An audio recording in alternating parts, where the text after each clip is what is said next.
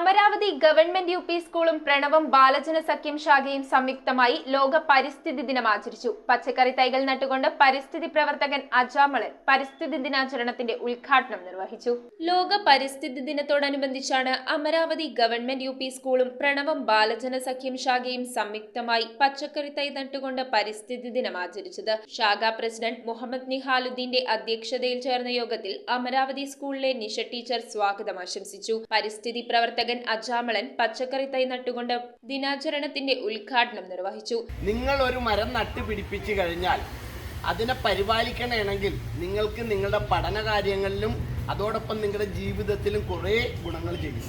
ശാഖാ സഹകാരി Melvin Joseph, PTA president Vineetha, Gayathri teacher, Ajitha, Amritheswari എന്നിവർ ആശംസകൾ അർപ്പിച്ചു. അധ്യാപകനായ യേശുദാസ് പരിസ്ഥിതി ദിന സന്ദേശം നൽകി. News bureau, Kochi. മിഴിവുള്ള സ്ഫടിക തുല്യമായ കാഴ്ചകൾക്ക് അയ്യാൻ ലെൻസ് തോപ്പുംപടി. കൃത്യതയോടെയും ഗ്യാരണ്ടിയോടും കൂടിയ നേത്ര പരിശോധന. നേത്ര സംരക്ഷണ രംഗത്തെ 3 പതിറ്റാണ്ട് കാലത്തെ പാരമ്പര്യം. അയ്യാൻ ലെൻസ്, കണ്ണുകൾക്ക് തുണയായി എന്നും നിങ്ങളോടൊപ്പം.